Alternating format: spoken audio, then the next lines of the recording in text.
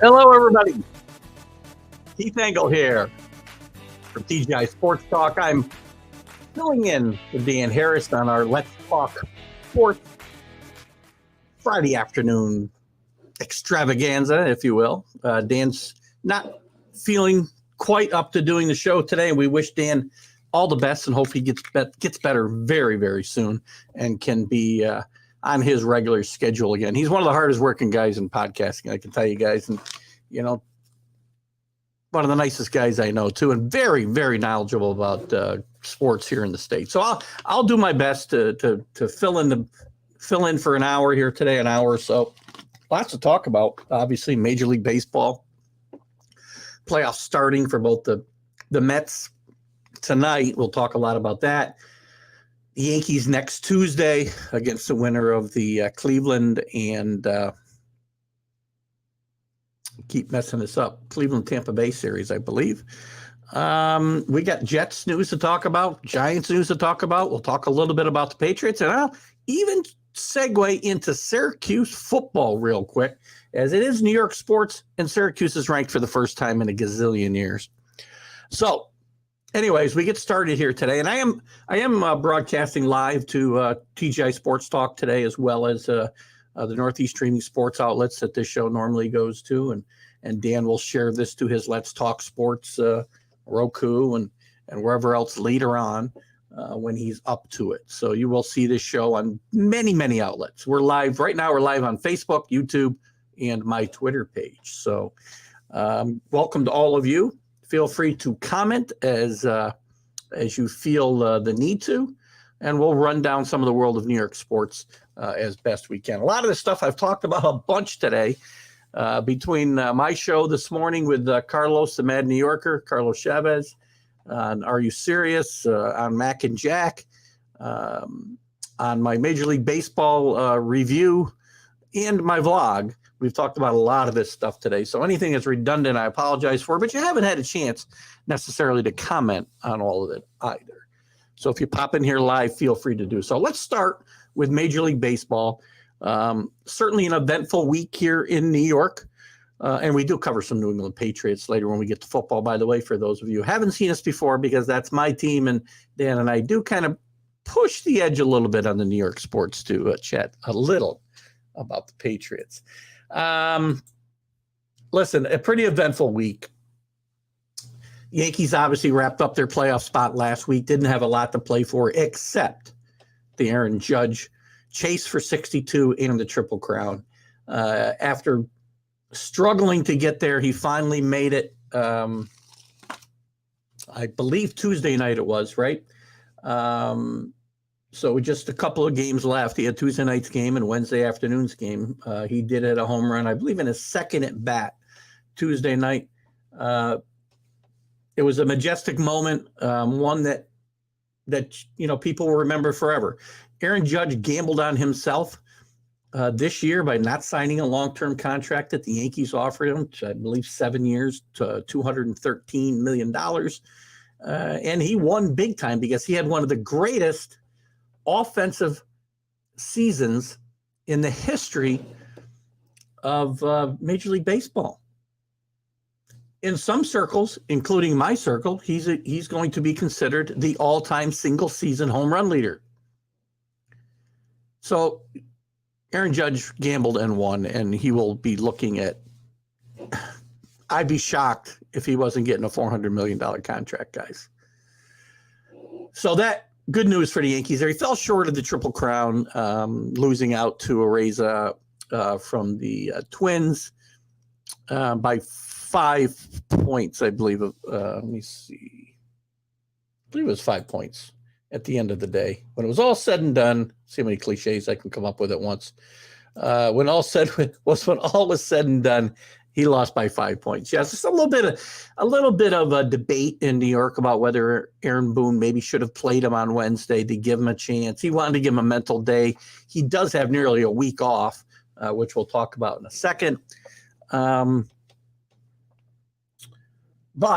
he didn't play him. I would have started him at DH. If he got a hit, great. Leave him in until he doesn't get a hit, because he would have needed to go 5 for 5 basically and have Arias, who I don't know if he played that last game Wednesday or not, go hitless. So, trivial. I'm not gonna quibble. It was very unlikely. The odds were stacked against Aaron Judge to get the Triple Crown. I'm not going to beat up Aaron Boone. I've had enough things to beat up Aaron Boone about over the years, and hopefully I won't this postseason. But I'm not going to beat him up over not playing Judge on Wednesday. So great end to the season for the Yankees. They ended on a pretty good up note, momentum wise, which this layoff now maybe hurts them a little bit. I think it helps and hurts all at the same time, right? They need to get healthy. They need to find out whether they're even going to put LeMahieu on the roster because he's still hurt. He gave it a go here the last week or so. They're still trying to get Benintendi back. They're still trying to get Carpenter back. They've got some pitchers that are likely gone for the postseason. And they've got some decisions to make as far as what this postseason roster will look like. So in that regard, it's good. In other regards, it's not good because Major League Baseball players are used to playing every day, and this is a little bit of a change in their routine, and they're not going to be quite as sharp. Will they be healthier? Well, perhaps not. Will they be refreshed? Will Aaron Judge be a little more mentally refreshed? It's been a grueling couple of months for him. Probably. But does that offset the downtime and what it does mentally to kind of lose their edge? We'll see how that works out for the Yankees. Still some decisions to be made, of course. I mean, if LeMahieu makes the team, who plays second base? Will it be him or Torres, who really finished up the season on a strong point? So playing good defense and offense, and LeMahieu's struggling. So you may see him play off the bench unless he slides over to third base and replaces Donaldson, who's been scuffling most of the year. He's had a couple of hot streaks here and there. His defense part of the season was good. Other parts of the season, not so good. The end of the season, he was not playing good defense. So if LeMahieu's healthy enough, we'll probably see him. Decisions to make about I don't think there's any decisions to make in the outfield unless Benintendi somehow makes himself available before this. They have to make a decision. I doubt you'll see him in the LDS. I would think the League Championship Series at the earliest. Carpenter might be a different story. So I think the outfield will be pretty much set with Cabrera in left field, Bader in center, Judge in right, moving Stanton to the DH. I think that's what you're going to be looking at. Some decisions to make at catcher because Higgy had played much better near the end of the season, playing better than Trevino. So there'll be some decisions to make there, and it might depend on who's pitching that given night. Both more than capable on the defensive side and with the bat, depending on the situation. Trevino had slumped a little bit while Higgy was picking it up. So we'll see how that goes. The rest of the and then the lineup is are we going to stick with Judge and Stanton at the top of the order? Will we switch that up? It might depend again on who's healthy. Pitching pretty much, I think, is probably set. Aaron Boone was backtracking a little bit on Cole was his number one guy and would start game one, but I still think you'll see Cole in game one, Nestor in game two, Severino in game three, and then likely Teon in game four. And it might depend on matchups as well. But Severino's pitching really well. He pitched a 7 innings of no hit ball the other night as well. This last week of the season, Aaron Boone pulled him in, rightfully so. Normally, I'm on the other side of that. Give him the opportunity, but given his injury history and the fact that the game really didn't mean anything, get him out of there. Guardians up 2-1 right now over Tampa. I could see this team giving the Yankees trouble. I only see them giving them trouble in the sense that it's a young team, a lot of energy, and they'll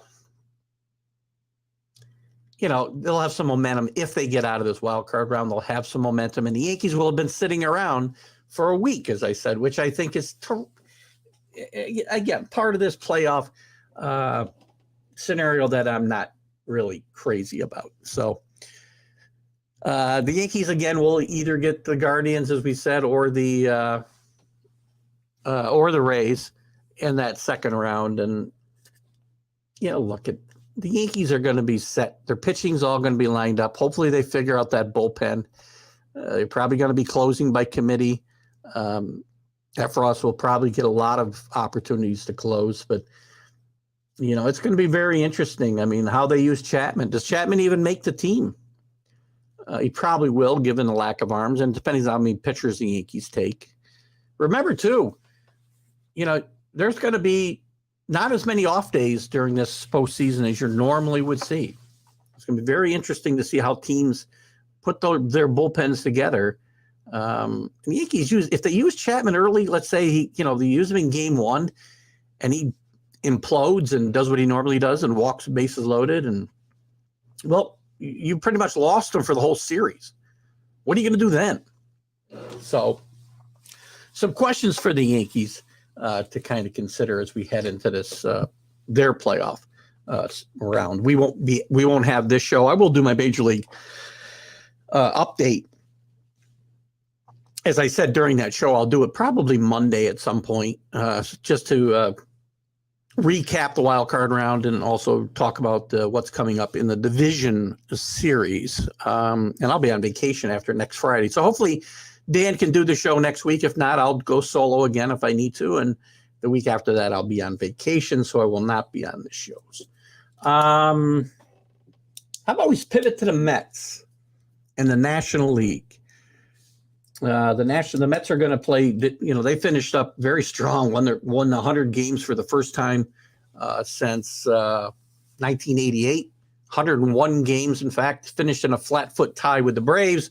But as we feared, their collapse last week, losing all 3 games to Atlanta in Atlanta.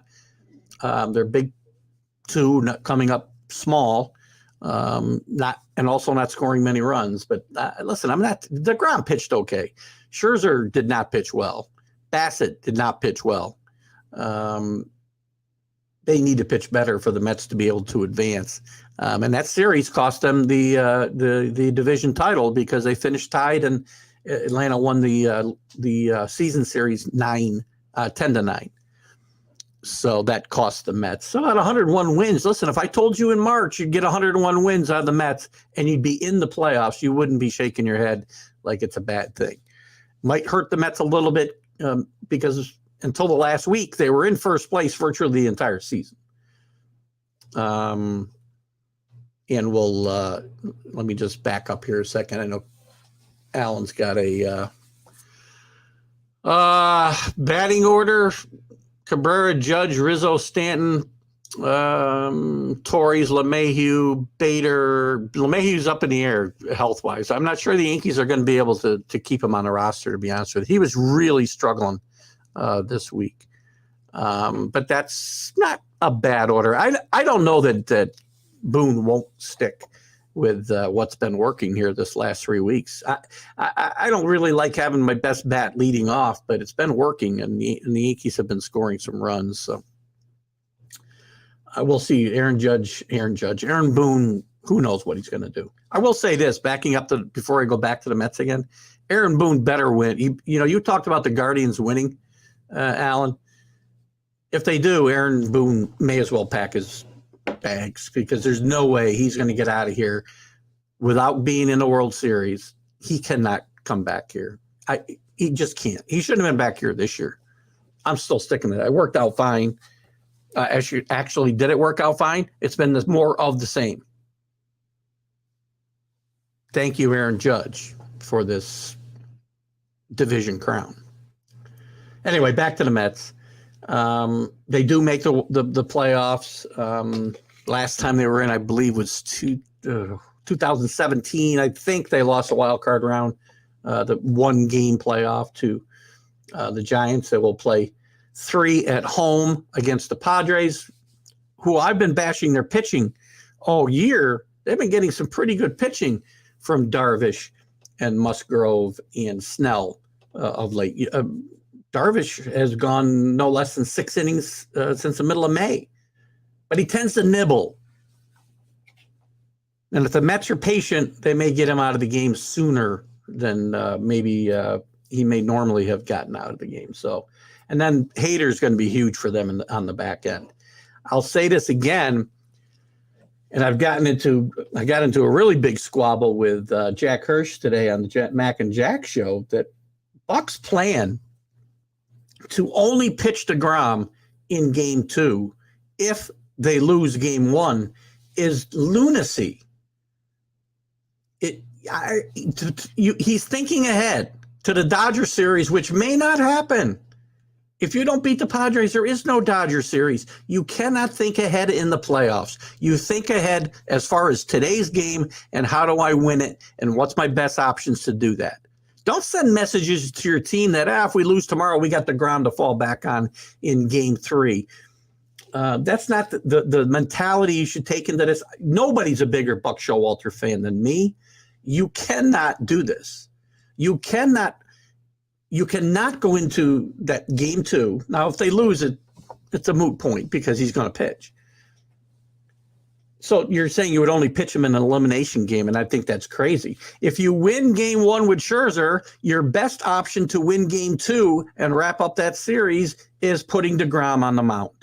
You worry about the Dodger series when you get to the Dodger series. Because you go to a game, they don't pitch DeGrom in game 2, and you lose, and you get to game 3, and you think, oh, we got our stopper on the mound. Well, crazy stuff happens in game 3s, any deciding game of these series, whether it's a game 3, a game 5, or game 7, whatever you want to talk about.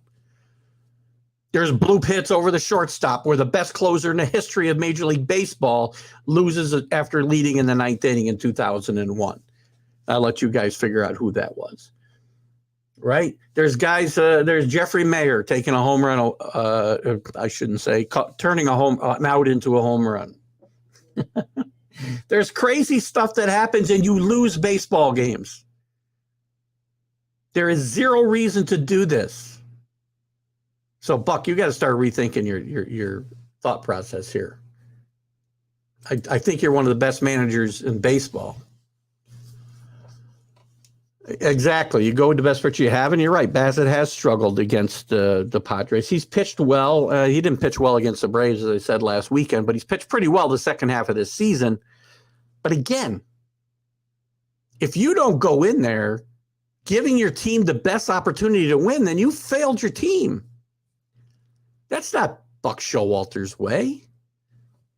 Jack threw a couple of examples at me. Yogi Berra in 73 with a 3-2 lead over the defending champion A's pitched Tom Seaver in game 6 instead of saving him for game 7. But again, the logic escapes me.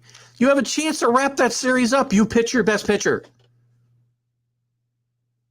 On the reverse side in 2003, Jack McKeon did it with the Marlins. He was up 3-2 over the Yankees and threw Josh Beckett out there in short rest. Did not save him for the game 7. Wanted to put it away in game 6. That's the only decision that you can make. That day you have to give your team the best chance they have to win. And the Mets' best chance to win game 2, whether they won the first game or lost it, is Jacob deGrom. So, Buck, you've got to get this out of your head. For the Mets, as far as decisions, I think the biggest decision they're going to have to make is probably who's going to be the DH against right-handers, whether they'll keep Alvarez on the mound. He did get his first major league home run this past week. So that, maybe this guy could catch fire and help them. Maybe he DHs against everybody, righties and lefties. I know he didn't burn it up, but they also should have brought him up sooner than they did. To bring him up for the last week of the season and throw him in to the fire against the Braves was not a good plan, I don't think. But now that he's here, maybe you give him a shot. Because Darren Ruff's done for the year. So if they don't play him, what's your option for a right-handed DH? I'm not sure where you go. And that's about the only, I mean, there are no other questions, I don't think, with the Mets roster. Maybe a little bit in the bullpen. Maybe the fourth starter might still be up in the air. Won't come into play here. It won't come up it won't come into play until the potential Dodger series.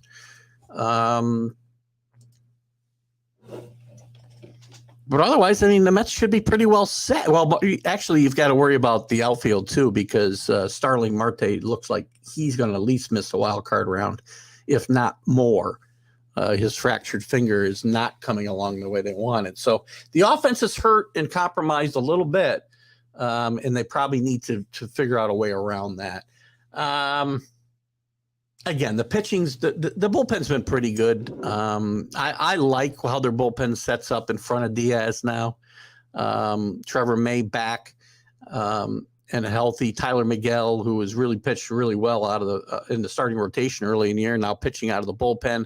Seth Lugo, Ottavino, not a great bullpen. It's great at the back end. At least it has been. So there's some questions to be answered there by Buck.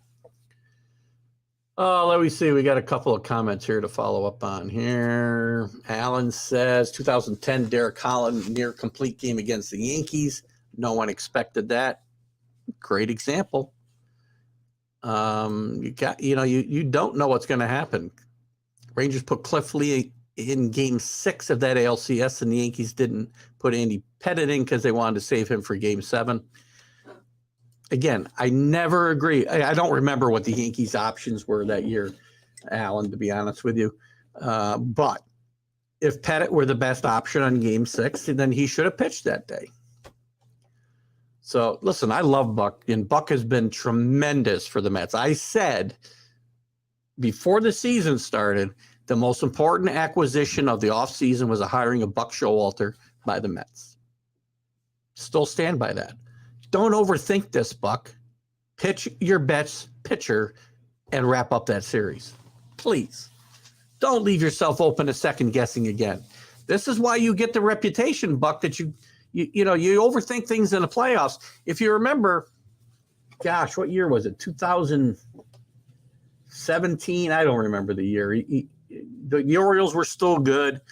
He loses a playoff series, a deciding game that went into extra innings, I believe, and never got Zach Britton, one of the best closers in baseball, one of the best relief pitchers, definitely his best pitcher, never got in the game. Don't save guys for spots that may never come. Silly. So anyway, that series will kick off tonight at 8 o'clock or a little after 8, I'm sure. Probably all 3 of these Met games, I'm going to assume, are 8 o'clock starts, as the Yankees will be next week. And we'll do a little Major League Toronto's walk-off game. Yeah.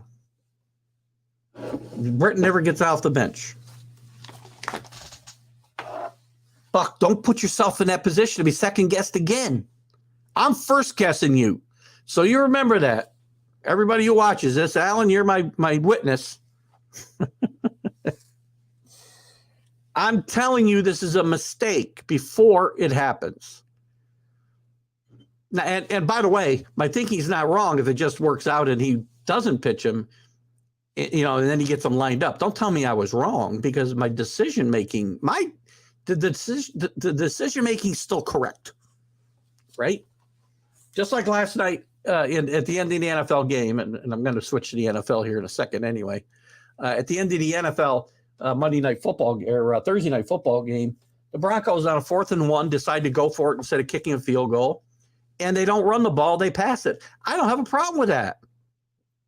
Everybody's expecting them to run. The call was correct. The execution was atrocious, right? So, again, just because something doesn't work out does not mean it wasn't the right call. I'll tell you that about the 2016 Super Bowl, too. Pete Carroll and Bevel, the Seattle offensive coordinator, didn't make the wrong call when they didn't give the ball to the Skittles man there. What the hell is his name? Marshawn Lynch, and they threw the football. I don't think it was the wrong decision, and not because it benefited me. They were going to have to throw the ball somewhere there. If they didn't score on second down when they gave the ball to Lynch, they were going to have to throw the ball on third down. So why not throw it when nobody expects you to throw it? Bad play call, but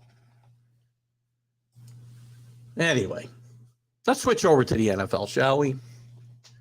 We'll start with the Giants because the Giants now are 3-1. I know Alan's here, big Cowboy fan. I did pick the Giants to finish second in this division. I said Daniel Jones would play much better, and Daniel Jones has played some pretty good football. The big deal for the Giants has been Walker. Not Walker, it's Barkley. Look, it wasn't a very pretty game, I'll admit to you, on last Sunday against the Bears, but a victory's a victory. And as that fat SOB, not SOB, the fat bastard, I'll use the word, I guess I can use it, Bill Parcells would say, you are what your record says you are. And the Giants are 3-1 going to London to play Green Bay. Now, Jones got hurt in this game. Tyrod Taylor got hurt in this game. Jones is playing very solid football like he has most of the year, not turning the ball over, nothing spectacular.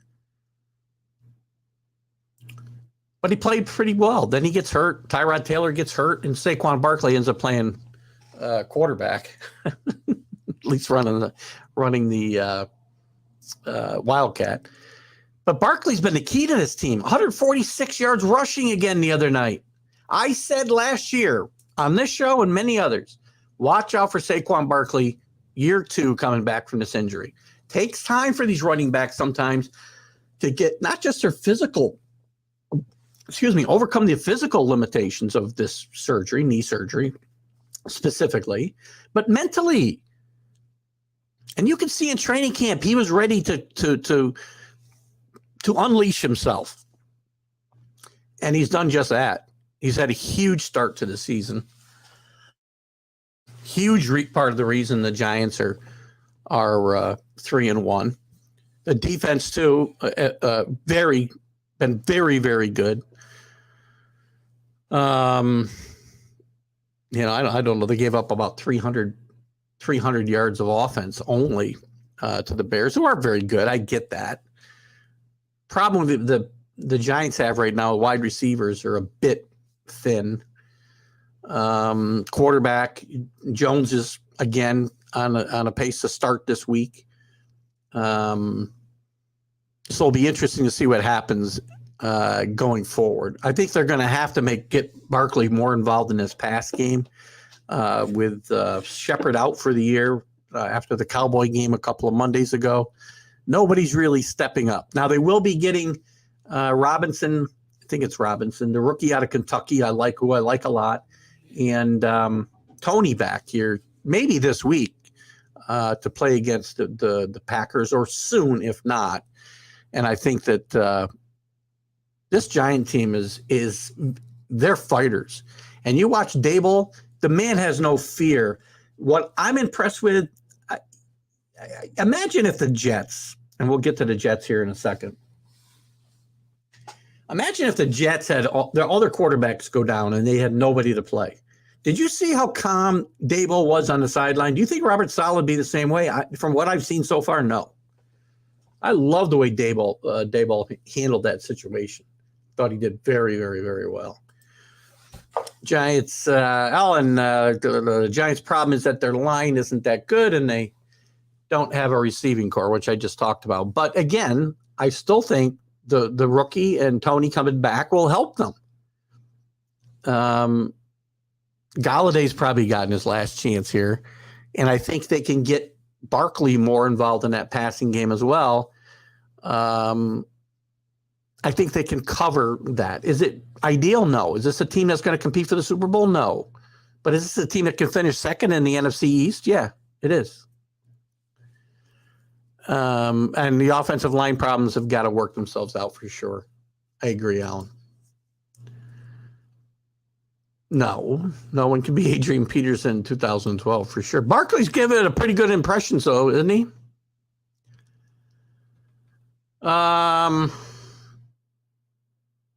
Yeah, that's true. Tony's out at least another week. There was talk about him being able to travel to London, but that did go by the wayside. So anyway, look at how can you be upset with what you've seen out of these Giants so far? Don't go as far as the defense, and Barkley takes them. He's got 463 yards rushing in 4 games. I can't do math very good, but that's about an 1,800-yard pace. And he's got some catches to go on top of that, right? So, who the heck is Mom and Dad Barra calling me? Don't know. Anyway, let's move over to the Jets quickly. Does the Jets get a win last week? Oh God, they're 2-2.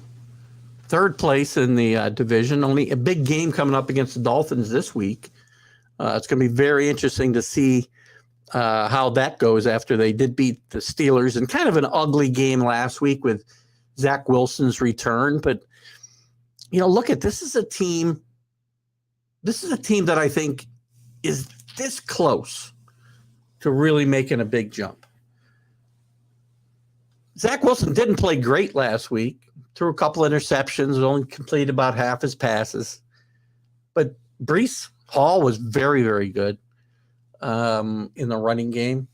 Michael Carter was pretty much bottled up. Breece Hall got pretty much all of the touches other than Carter, who was really ineffective in 9 carries. I think they need to get the ball to Breece Hall in the running game a little bit more. But you can't help but really like these Jet receivers.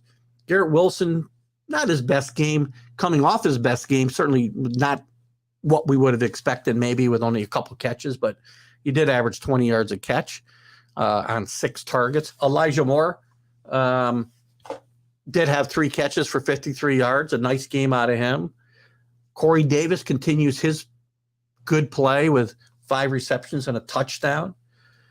I think this Jet and the Jet defense played pretty good, I thought. They really defended the pass well. Now, again, Pittsburgh's got some quarterback issues.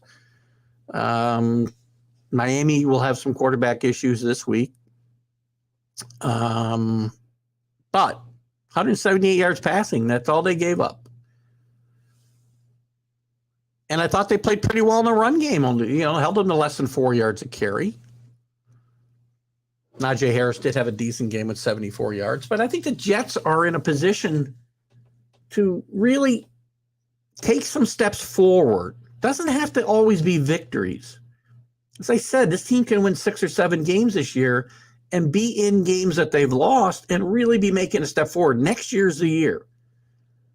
This year is, again, about getting Zach Wilson. For you Jet fans who are giving up on Zach Wilson, I'll say again, how many quarterbacks fell on their face worse than, or as bad or worse than Zach Wilson that are now in the Hall of Fame? That were high draft picks. Terry Bradshaw. Several years, not just one. Joe Montana.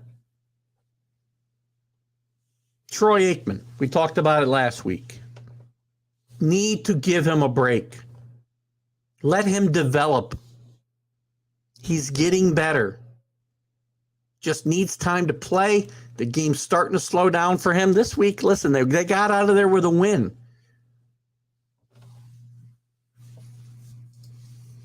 NFC East in general has been good aside from who. Yes, the team formerly known as the Redskins, Alan. We know who. I will give them a chance, a fighting chance at 1-3.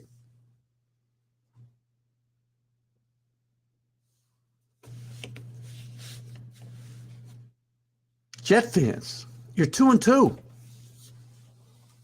Is that something to really be that upset about? Why? Let's see what do you got coming up here? You got the Dolphins this week, so that's a big game. You need, even if you don't win, you got these guys at home. You need to be competitive in this game. Then you go to the Packers, you go at the terrible Broncos, and then you got the Patriots at home. So not an easy stretch of games, because I'm saying my Patriots can make some ground up here these next 4 weeks. Has got 4 winnable games. This doesn't matter to me who the quarterback is right now. But the Jets need to be competitive in these games. If you can be competitive with the Dolphins, competitive with the Packers, and lose those games, Jet fans shouldn't be getting excited. You can beat the Broncos. God forgive me, you can probably beat the Patriots. You'd be 4-4 at midseason. If that's not growth, I don't know what is.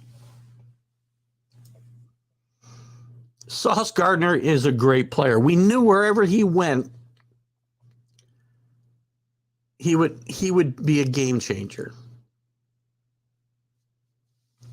Jets did a great job drafting him. Jets did a great job. Listen, the last 2 Jet drafts have been very, very good. Don't forget, Breece Hall was he at the end of the second round or the beginning of the beginning of the second round? I'm sorry, the end of the first round, the end of the beginning of the second round. But a really good football player. Listen, New York fans, I'm not a New York fan. I do New York sports here with Dan Harris because I follow them closely as I do all the teams. I'm trying to give you an unbiased opinion. You guys are too close to the situation if you don't think the Jets and the Giants both are making very good strides so far this year, and that there's no reason to think they won't continue to do that this year. Get off of Zach Wilson's back. Get off of Daniel Jones's back. I keep telling you that if this guy had been a middle of the second round pick, you'd love how he's progressed. It's not his fault he was picked 6 in the draft and too high. That's the Giants' fault. But that doesn't make him, not an NFL caliber quarterback because he's playing consistent, good football. He's playing better than Russell Wilson. He's definitely in the top half of the league in quarterbacks this year. Beginning of round 2, that's what I thought. Got Michael Carter last year in the 4th round. I still think that will be a steal. Didn't play well this week, but he's played pretty well this year. You got Elijah Moore at the end of the first round last year. Tremendous first round for tremendous drafts for the Jets the last couple of years. Now it's up to my only problem with the Jets is I don't have the same faith in their coaching staff as I have in the Giants. I think Brian Daboll has really come in there and taken the reins of that team and given them an identity. And he's been confident, not cocky, but confident in how he wants to go about turning his team around. Robert Saleh's still too busy collecting receipts and all this coach speak nonsense. Just shut up, Robert, and coach. If there's anybody I'm not sold on, it's not Zach Wilson, it's Robert Saleh.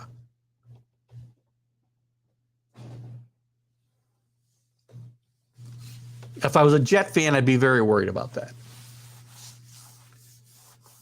And we can continue talking about any of these topics. I'm going to jump to the Patriots real quick. Patriots with a tough loss last week. Really, really played well against the Packers. They forced them into overtime after Brian Hoyer got hurt on the second round. Led them, or the second series. He did lead them to a field goal. The first series was 5 out of 6. The Patriot defense played very, very well. Zappe played okay. Again, I'm not getting excited. They're trying to pinpoint me or pigeonhole me into saying there'd be a quarterback controversy on the Patriots. No, he's played one game. Played okay, made some rookie mistakes, held onto the ball too often here and there.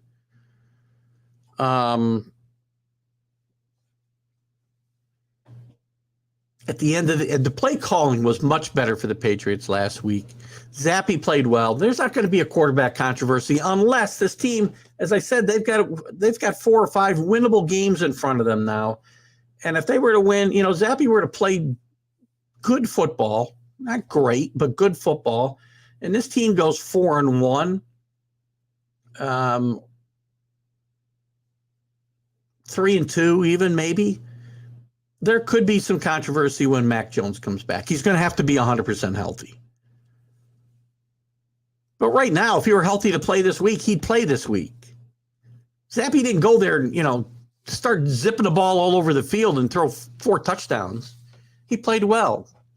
Played well within himself, within the system. And the team set him up to succeed, basically. Wasn't happy with some of the play calling late in the game, where they just telegraphed 2 runs and a pass. And you can't do that to a rookie quarterback. You gotta shake things up a little bit more than that. But I like what the defense did until the end. Aaron Rodgers is Aaron Rodgers, and he's gonna beat you.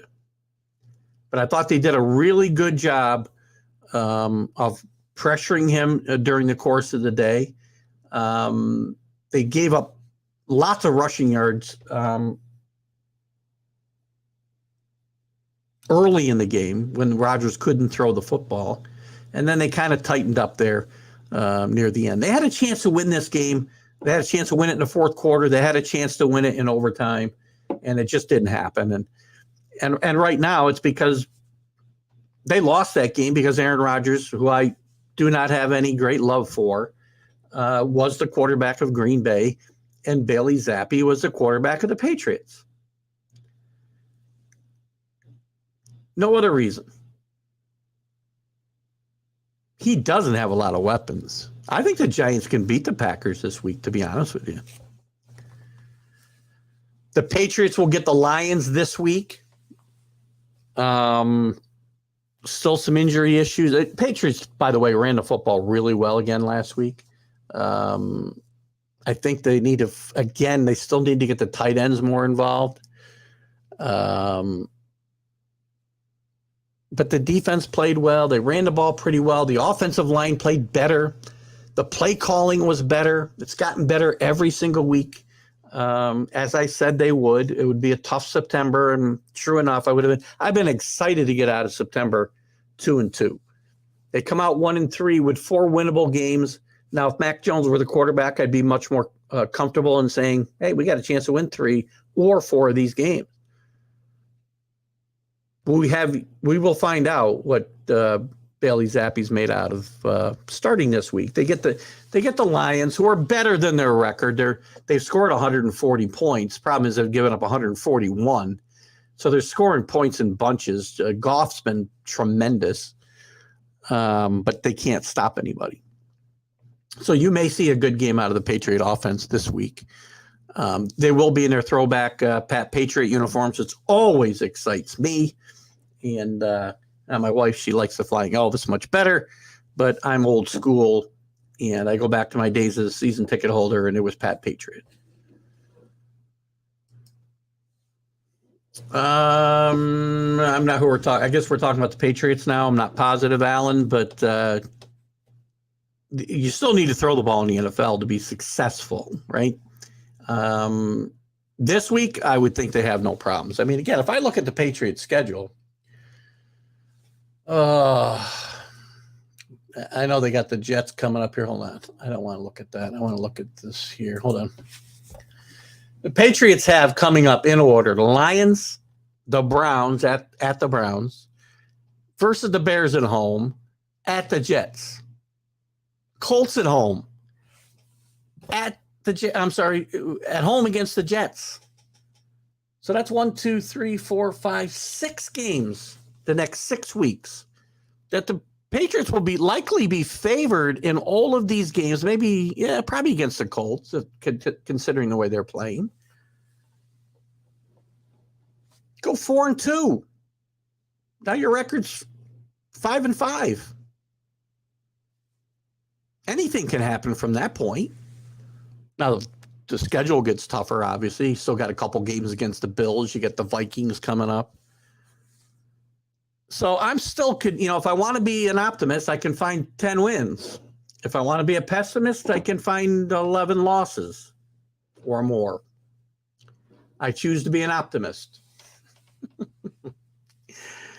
What else you guys got in the New York sports cap today? So I'm going to jump over to college football. We don't talk a lot of college football on Dan's Let's Talk New York Sports show, but I'm going to today, and I told Dan we probably would start doing this a little bit.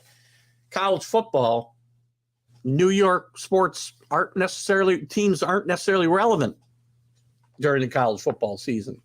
But the Syracuse Orangemen moved to 5-0 with a big victory over Wagner. Not to be too excited about, but they do move in to the top 25 in both polls, in the AP poll and in the coaches poll, 22 and 21. They're 5-0.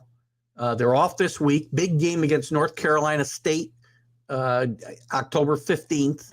We'll find out a lot about Syracuse that day. They've gone a long way towards saving Dino Babers' job. They're one game away from being bowl eligible. Dino Babers is a really good coach. This team and they had a good season just 2 years ago. But the last couple of years have been really, really rough, and they've done a good job of changing the mentality there. They're getting good quarterback play. They're getting good defensive play. Forget about Wagner. I'm throwing that game out. But they beat a Purdue team that just beat Minnesota, who was one of the better teams in the Big Ten. They beat a Louisville team that's struggling a little bit. Syracuse is just still got the heart of their ACC schedule to play, but this is a team that is becoming relevant in the college football conversation. Again, are they going to challenge for an ACC championship? Very doubtful. But this, if we have a Syracuse team, let me take this out a little bit. Let's see what I can get them to. They're 5-0. They're going to have North Carolina State at home. I'm going to give them a puncher's chance to win that game. Let's just say they pull an upset there, 6-0. They're going to lose at Clemson. They're going to get Notre Dame at home. Let's just say they win it, 7-1. At Pitt, 7-2. Florida State, I'm going to give them a loser, 7-3. Wake Forest, 7-4. Boston College, 7-5. Let's just say they could beat Boston College, but if they beat Boston College, they're going to Boston College, which is a tough place to play. I know from experience. So look, even if I say they don't upset North Carolina State, don't upset Notre Dame, there's still enough room on this schedule for 7 or 8 wins, which would be a really good season for the Syracuse Orangemen, considering where this program has been the last 2 decades. I'm excited to see that. What's Alan got here for the Orangemen? Yeah, they do have, as I said, they have Notre Dame at home on October 29th. So they got a really tough stretch of games coming up here. North Carolina State, Clemson, Notre Dame, Pitt, Florida State, Wake Forest, and then who knows what Boston College. Right now, they're probably a disappointment.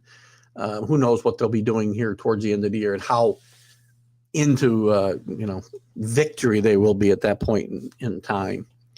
So again, good turnaround for Dino Babers, good turnaround for Syracuse. What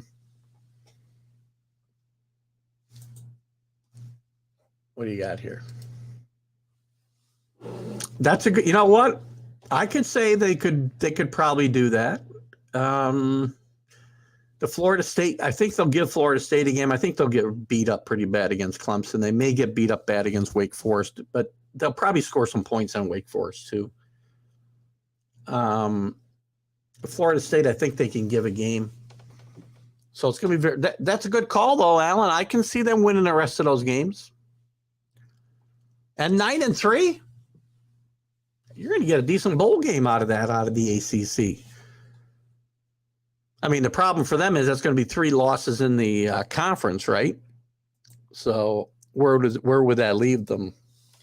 Theoretically, you got to remember they're also in the conference with Clemson.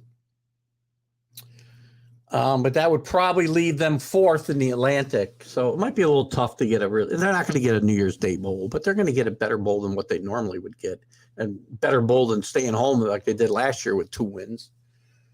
So good job out of Syracuse. Good job out of Dino Babers. Let's see, before we wrap it up here, any NBA news we should touch on here at all in New York? Not seeing a lot. Preseason has started. The Knicks still looking pretty. I'm not sure what to expect out of the Knicks. Brunson's a nice signing, right? But them being unable to pull off the Donovan Mitchell trade, I think really, really hurts not just this franchise, but the credibility of this franchise, the credibility of Leon Rose being able to pull off a deal like that. I think it was important, not necessarily for wins and losses this year, but just the credibility of showing you can make a big trade like that. They haven't made a trade like that since they brought Carmelo Anthony here over a decade ago. They have never lured a top free agent here. Brunson's a nice player, but he's not the caliber of player I'm talking about. Amari Stoudemire, really nice player. And probably on the downside of his career when the Knicks signed him. They did get him to come here, yes. Not a top-tier free agent. I'm talking the Chris Pauls and the LeBrons and those type of names that are really Anthony Davis's, whatever. Anybody you want to mention that may have been or will be a free agent. If they can't pull off these trades to pull major talent in here, so free agents want to come here and play, this team's going to continue to struggle.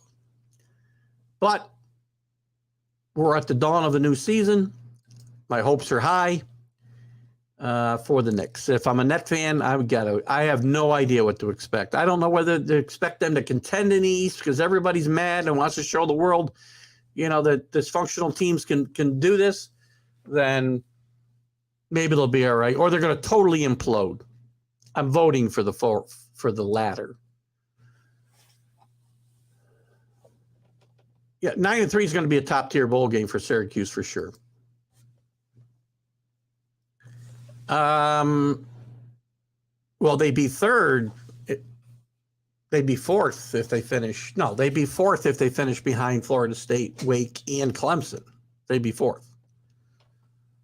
There's no way Clemson's not finishing first. In my mind. They still got a big game against Florida State, but we'll see how that goes. So anyway, a lot of fun talking some college football. Finally, some New York teams relevant. Rutgers stinks, so we're probably never going to talk about them. I'll talk about them in the sense that they ought to get moved to the AAC is what they ought to do and get out of the Big Ten because they can't compete there. They have upgraded their basketball program where they've competed the last 2-3 years. But football? How's Rutgers going to justify traveling coast to coast with their women's lacrosse team when UCLA and USC come into the Big Ten in 2 years? They're not. Could see Syracuse in the Capital One Bowl. Just the fact that it's called the Capital One Bowl doesn't excite me, but what can you do? Yes, that would be a good bowl spot for them, though. Look at any second-level tier bowl, right? They're not going to make the New Year's Day 6. They just aren't. Unless they go totally crazy and surprise us and beat Clemson and beat North Carolina State. End up with one loss, well, then all bets are off. They probably play in a New Year's Day bowl game. That's not going to happen.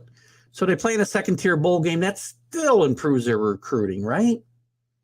They've got a quarterback. They look like a higher-level major college football program right now, which can only get better. Kansas Syracuse title game. That'd be very funny, right? Especially wouldn't that'd be wild. Because it's funny, the Syracuse's only national championship, if I'm not mistaken, Carmelo led them to a victory in basketball, by the way. They were led to a victory by Carmelo Anthony over the Kansas Jayhawks. Correct me if I'm wrong, Alan, but I think I'm right. All right, guys, we're going to wrap it up. Thanks for joining me here today. I'm sorry Dan wasn't here with us. Hopefully I'll download this show and play it or send it to him so he can put it on Let's Talk Sports and all the different places he's got to post games, and we'll take it all from there. But it's been a lot of fun taking you through this hour of your sport. We'll be talking about my schedule here coming up in the next few weeks as well, because it's going to be a little bit convoluted because there's some work stuff next week and then vacation with 10 days following. So we'll talk more about that on my shows this weekend. Keith Engel, DJ Sports Talk. You've been watching Let's Talk New York Sports right here on Let's Talk Sports. Talk to you later. Have a great weekend.